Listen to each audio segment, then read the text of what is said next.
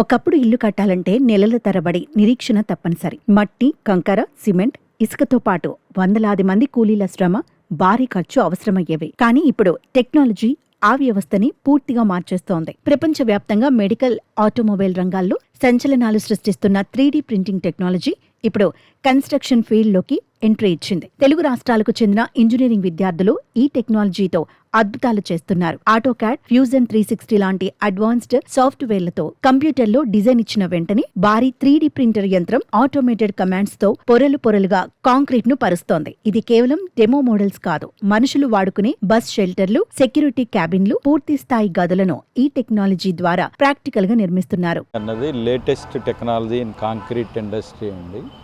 మనం ఎప్పుడన్నా దీనివల్ల ఏంటంటే టైం సేవింగ్, లేబర్ సేవింగ్ ఉంటుంది. ఏదన్నా mass scale housing, number of similar type of buildings construct చేయాలనుకున్నప్పుడు ఇది చాలా యూస్ఫుల్ అవుతుంది. And in case of emergencies also it will consume less time, but though now it is not that much cost effective, but research is going on this 3D printing technology and all. Wherever if you want large scale, in case of earthquakes, cyclones and all, if you want immediate emergency housing, this 3D printing is very much useful. And in our college, our prototype machine is there. With this machine, we can cast up to 1 meter by 1 meter by 1 meter. Now we are doing research on developing mixes for that 3D printing. If we want large scale, we have to build big 3D printing machine. It costs more than 3 to 4 crores. Pillalki latest updation. There is no centering. First of all, there should not be any centering. And if you want to build more houses, మీరు తొందరగా ఎక్కువ ఇల్లు కట్టాలనుకోండి, మనకి అర్జెంటుగా similar type of buildings తొందరగా అయిపోతుంది. So పిల్లలు ఈ టెక్నాలజీ నేర్చుకోవటం వలన కాస్ట్ రిడక్షన్ ఉంటుంది, టైం సేవింగ్ ఉంటుంది. ఎక్కడైనా అర్జెంటుగా కన్స్ట్రక్షన్ చేయాలంటే 3D ప్రింటింగ్ వాడు.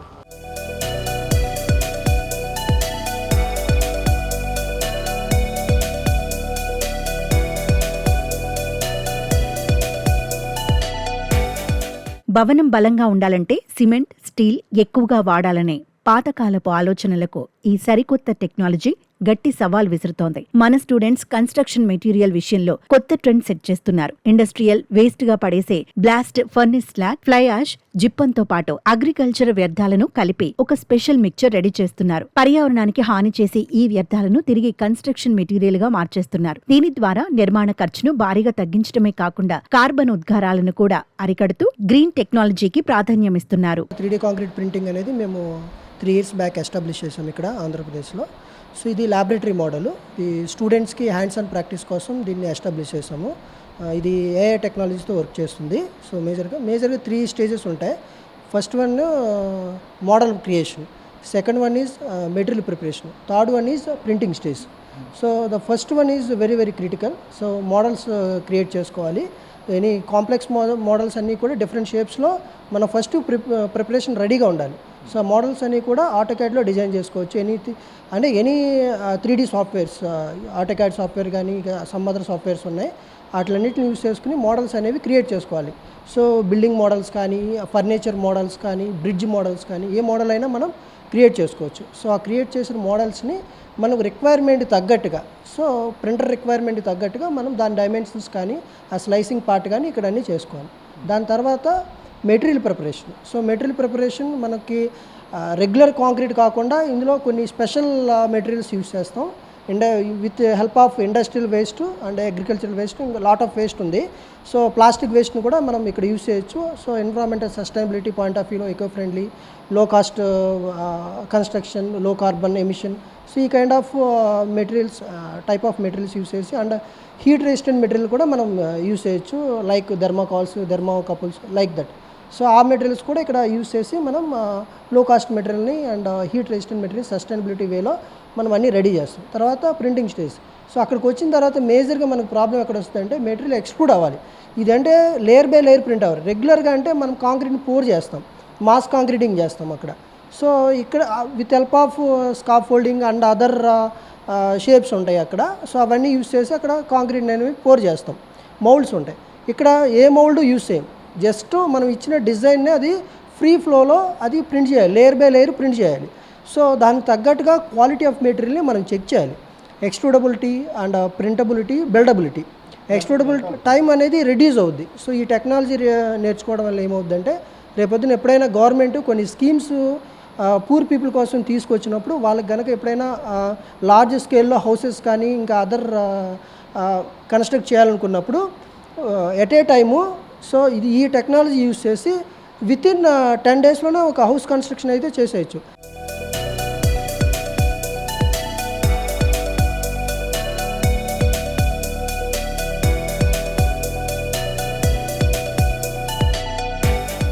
ప్రస్తుతం రియల్ ఎస్టేట్ రంగంలో కూలీల కొరత పెద్ద సమస్యగా మారింది. రోజురోజుకి కూలీల రేట్లు పెరిగిపోతుండటంతో సామాన్యుడికి ఇల్లు కట్టడం భారంగా మారుతోంది. ఇలాంటి పరిస్థితుల్లో ఈ 3D ప్రింటింగ్ టెక్నాలజీ ఒక బెస్ట్ ఆల్టర్నేటివ్ గా కనిపిస్తోంది. ఇందులో హ్యూమన్ ఎఫర్ట్ చాలా తక్కువ. యంత్రం ద్వారా జరగటం వల్ల నిర్మాణంలో ఎలాంటి పొరపాట్లు జరగవు. ముఖ్యంగా ప్రకృతి విపత్తులు వచ్చినప్పుడు బాధితులకు తక్షణమే పునరావాస గృహాలు నిర్మించి ఇవ్వడానికి ఈ టెక్నాలజీ సూపర్ గా సెట్ అవుతుంది. ఫ్యూచర్ లో గవర్నమెంట్ చేపట్టే భారీ హౌసింగ్ ప్రాజెక్టులకు కూడా ఇది ఎంతో ప్లస్ అవుతుందని నిపుణులు చెబుతున్నారు.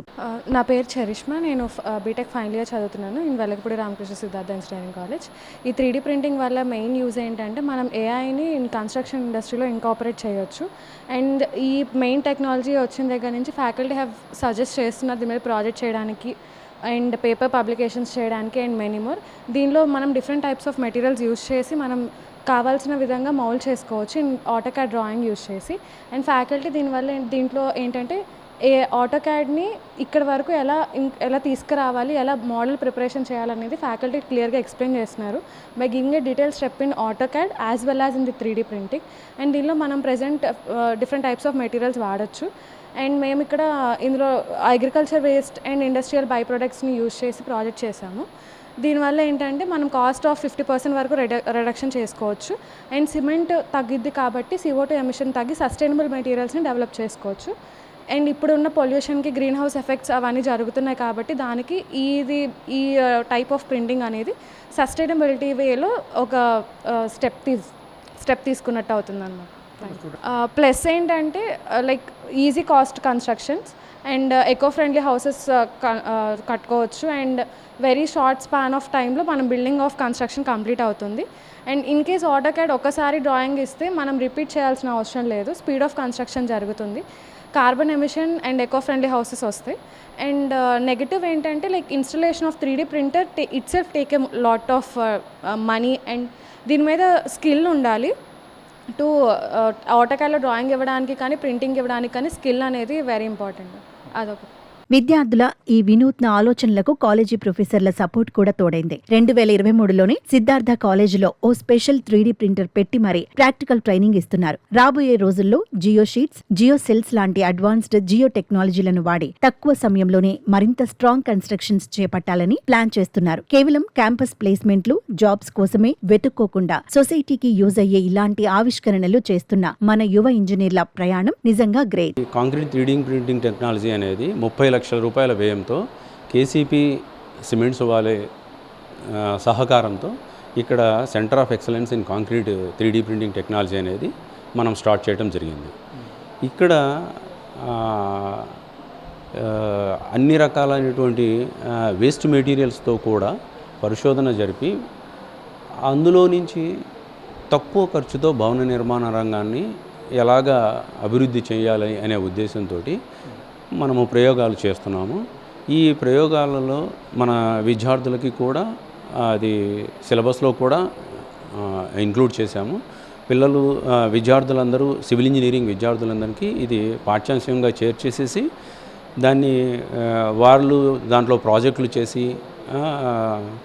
తక్కువ ఖర్చుతో భవన నిర్మాణ రంగాన్ని ఎలా అభివృద్ధి చేయాలనే పరిశోధన మన కాలేజీలో బాగా జరుగుతుంది.